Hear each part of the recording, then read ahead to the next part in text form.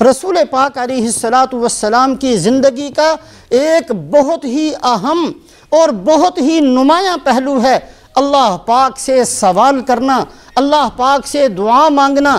یہ اتنا اہم پہلو ہے کہ خود رسول پاک علیہ السلام فرماتے ہیں لا يرد القضاء الا الدعاء۔ اگر کوئی چیز دنیا کے اندر اللہ نے ایسی پیدا کی ہے جو اللہ کی تقدیر کو بھی بدل سکتی ہے تو سوائے دعا کے اور کوئی چیز نہیں ہے۔ اللہ کا لکھا ہوا بھی اللہ بدل دیا کرتے ہیں جب بندہ دعا کرتا ہے۔ ایک اور حدیث پاک کے اندر رسول پاک علیہ السلام فرماتے ہیں لیس شیء اکرم علی اللہ من الدعاء۔ اللہ کے سامنے سب سے زیادہ قیمتی چیز اور سب سے زیادہ پسندیدہ عمل جو بندوں کی طرف سے جاتا ہے وہ اللہ سے دعا کرنا، اللہ سے مانگنا ہے۔ ایک اور حدیث پاک کے اندر رسول پاک علیہ السلام فرماتے ہیں من لم یسأل اللہ، جو اللہ سے دعائیں نہیں مانگتا یغضب علیہ، اللہ اس سے ناراض ہوتے ہیں۔ یہ اتنا بڑا اللہ کا دربار ہے کہ اللہ پاک اسی بندے سے زیادہ خوش ہوتے ہیں جس کے ہاتھ اللہ کے سامنے پھیلے ہوئے ہوں۔ ایک اور حدیث پاک کے اندر رسول پاک علیہ السلام فرماتے ہیں ان ربکم حیی کریم، تمہارے رب بہت زیادہ شرم کرنے والے ہیں، اللہ بہت حیا کرنے والے ہیں۔ ایک اور حدیث پاک کے اندر آپ صلی اللہ علیہ وسلم فرماتے ہیں سب سے زیادہ پسندیدہ دعا یہ ہے کہ ایک مسلمان بھائی اپنے دوسرے مسلمان بھائی کے لیے اس کو بغیر بتائے ہوئے اس کی عدم موجودگی کے اندر اللہ سے دعا مانگے، اے اللہ یہ میرا بھائی ہے، اس کے اندر یہ بیماری ہے تو اس کو دور کر دے، اس کی یہ ضرورت ہے تو اس کو پورا کر دے، اس کو ہدایت دے دے۔ دعائیں مانگنا یہ آپ کی سیرت طیبہ کا بہترین حصہ ہے، اور اس بات کو ضمن میں یہ بھی سامنے رکھنا چاہیے کہ اللہ رب العزت نے خود بھی اس کا اہتمام فرمایا کہ قرآن پاک کے اندر بندوں کو سکھانے کے لیے دعاؤں کو ذکر کیا کہ یہ دعائیں اے میرے بندو ان الفاظ کے ساتھ مانگا کرو، جس کا نام ہے قرآنی دعائیں۔ قرآنی دعائیں، جو دعائیں اللہ نے قرآن کے اندر ذکر فرمائی ہیں اس کی 3 قسمیں ہیں۔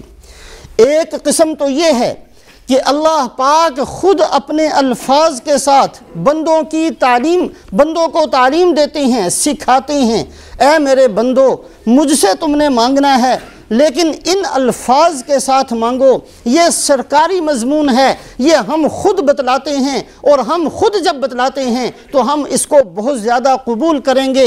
اہدنا الصراط المستقیم، یہ دعا مانگا کرو، یہ الفاظ اللہ نے خود بتلائے ہیں۔ اللہ پاک فرماتے ہیں ربنا آتنا فی الدنیا حسنہ وفی الآخرۃ حسنہ وقنا عذاب النار، یہ الفاظ بھی اللہ نے سکھائے ہیں، اور اس لیے سکھائے کہ اللہ پاک کے نزدیک یہ الفاظ قبولیت والے الفاظ ہیں۔ بندوں کو بتلایا گیا ان الفاظ میں مجھ سے دعا مانگا کرو، ربنا لا تؤاخذنا ان نسینا او اخطأنا ربنا ولا تحمل علینا اصرا کما حملته علی الذین من قبلنا، اے اللہ جو ہم سے غلطی ہو جائے آپ ہماری پکڑ نہ فرمائیں، اور اے اللہ ہم پر ایسے بوجھوں کو نہ لاد دیجئے جو آپ نے ہم سے پہلی امتوں پر لادے تھے، اے اللہ مدد فرمائیں، اے اللہ معاف فرمائیں۔ یہ وہ الفاظ ہیں جو اللہ پاک خود بتلاتے ہیں۔ تو قرآنی دعائیں 3 طرح سے ہیں۔ ایک دعا کی قسم ہے وہ الفاظ جو اللہ نے خود کہے اور بندوں کو سکھائے تاکہ بندے دعا مانگیں تو اللہ ہی کے سکھائے ہوئے الفاظ کے ساتھ دعا مانگیں۔ یہ اقرب الی القبولیت ہے، قبولیت کے بہت زیادہ قریب ہے۔ اللہ نے خود مضمون بتلایا ہے، اللہ نے فارم خود دیا ہے کہ یہ فارم میری خدمت میں پیش کرو تو میں تمہاری دعاؤں کو قبول کروں گا۔ دوسری قسم قرآنی دعاؤں کی، دوسری قسم وہ ہے جو تمام نبی اپنے اپنے زمانوں کے اندر اپنے اپنے مسائل اللہ کے سامنے پیش کرتے رہے۔ اس امت کو اللہ پاک نے حضرت محمد صلی اللہ علیہ وسلم کے صدقے سے چونکہ تمام خیریں دینی تھیں، تمام خوبیاں اس امت کو دینی تھیں، تمام نبیوں کی خیریں جمع کر کے اس امت کی مقدر کے اندر اللہ نے لکھ دی تھیں۔ لہٰذا قرآنی دعاؤں کی دوسری قسم یہ ہے نبیوں کی دعائیں جو نبیوں نے اپنے الفاظ میں مانگی، اللہ پاک نے ان الفاظ کو نقل کیا ہے تاکہ امت نبیوں کے الفاظ میں اللہ پاک سے دعا مانگے۔ ربنا ظلمنا انفسنا وان لم تغفر لنا وترحمنا لنکونن من الخاسرین، یہ وہ دعا ہے جو حضرت آدم علیہ السلام نے مانگی تھی۔ اے اللہ ہم سے غلطی ہو گئی، چونکہ قیامت تک ہم سے غلطیاں ہوتی رہیں گی، اللہ پاک سے مغفرت مانگنی ہو، اللہ سے توبہ کرنی ہو تو سب سے بہترین الفاظ حضرت آدم علیہ السلام کے ہوں گے۔